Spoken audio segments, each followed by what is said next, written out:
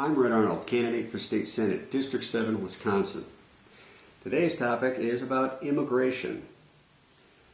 This shouldn't be this difficult. We are a nation of immigrants, yes, but we were a nation of immigrants when you needed 30 men to dig a ditch, now you need one guy and a backhoe, okay? As technology progresses, there's going to be less and less need for human capital, and especially human capital of an undereducated class, which is essentially a lot of times what immigrants coming illegally to this country are. You know, I have to say though, especially the Mexican immigrants, specifically Mexican and in Central America, but mainly Mexican, I've never seen a harder working bunch.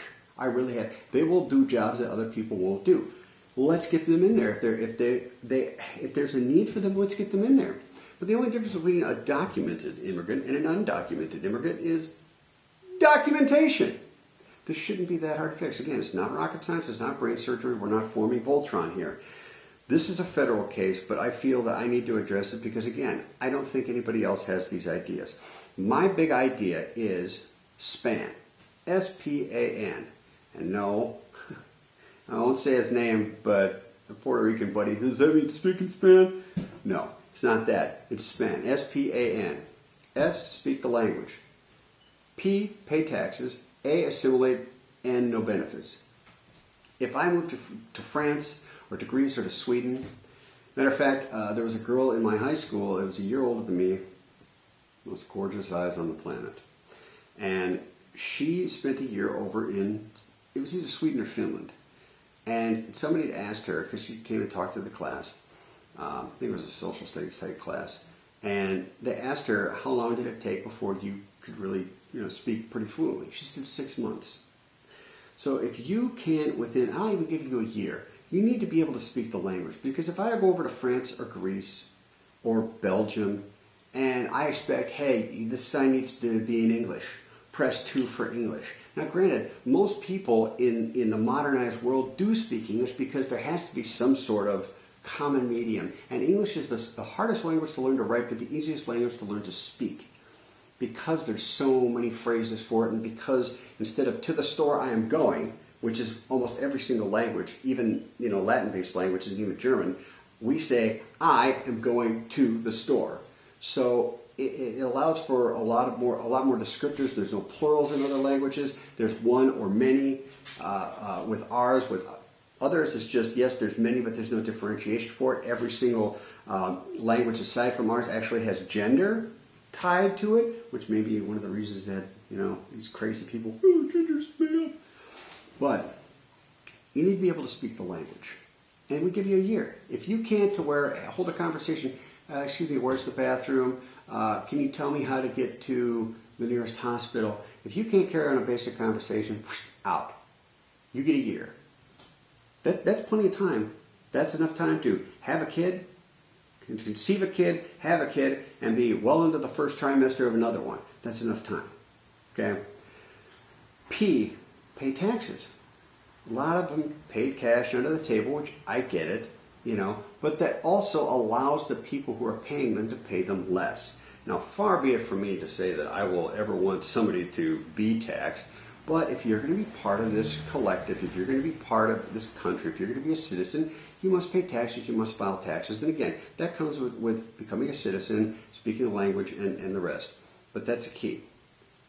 A, assimilation. All right, I'm English, I'm Scottish, I'm Irish, I'm German. I'm very proud of my heritage. Boy, when I drank, oh yeah, St. Patrick's Day and Oktoberfest, man, those were some fun times that I'll never remember. But I'm an American. I'm an American first and foremost. You want to wave your Mexican or Belgian or Swedish flag during the Olympics even?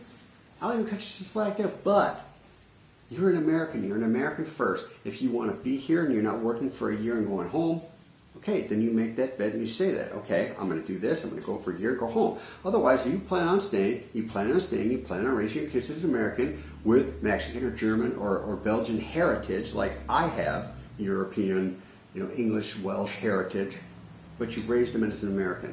You assimilate.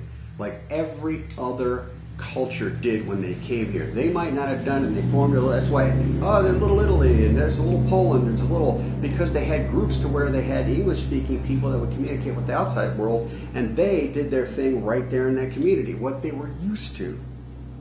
But their kids assimilated.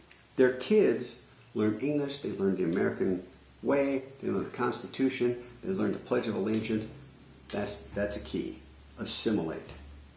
And then, and no tax, no benefits. Okay? If I say, hey, I need a place to crash, okay, whether it's for 2 weeks, for 2 months, 2 years, you'd probably expect me to do something, wouldn't you? Do the dishes, clean the house, mow the lawn, help pay the rent, do something. All right, you wouldn't, say, oh yeah, you're crashing on the couch, it's been 2 months, you haven't done anything, you just got chips, rolling over, you're basically stuck to the couch. No problem, dude. See you later tonight when I get home from work. No, you tell me to cram a clod up my ass with a pitchfork. So if we're not expecting that, why are we expecting the same thing with these anchor babies? And I get it. But here's the other thing I don't understand. We fought a revolution. Okay, granted, the big bad guys were over there, and it took, 3 months to get over here by boat for reinforcements. And we still barely won that. But, say Mexico, for example, oh, it's controlled by the cartels, and it's so corrupt. Okay, Obama did Fast and Furious. Why can't Trump say, here you go, here's a bunch of guns. If you think somebody's involved, blast them. If you think they're involved anywhere in the drug trade with the cartels, blast them. Kill them all. Oh my God, there's going to be collateral damage. Well, I just saw something, it was John Oliver, I think. He was actually doing a serious report. 30%, I think it was Rio, 30% of people who live in Rio within the last year have witnessed or been caught in gun crossfire. 30%. That's 1 in 3 people. Think about that. 1 in 3 people have been caught in crossfire. Well, if you're going to be in crossfire anyway, shoot back. Maybe take out a few bad guys. Because if you take out the bad guys, they can't repopulate fast enough. And if you start killing them, people are like, hey man, you want to be part of this cartel? You make money. It's like, dude, I don't think so. No, it's going to take me 10 years to climb that ladder, get to where you are and Pablo and all this stuff. I'm not going to take that bet. Because these people are going to shoot me if they find out. My whole family will kill me. Put bounties on their head. Fight the revolution. Because if you love your home, if somebody said they're going to come to South Milwaukee and do that, you can bet your ass and I'm going to take up arms and I'm going to slaughter every single one of them that I can. They're going to come in here and say, no, I don't think so. I would fight. Why can't they?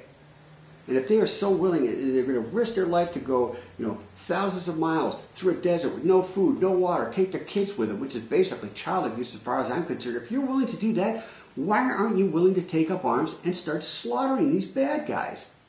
It's not that you know what? Same thing with China. China's got 1.2 billion people? How many people control the Communist Party? Say it's 1 million people. What is that, 0.1%? They can't kill all of you.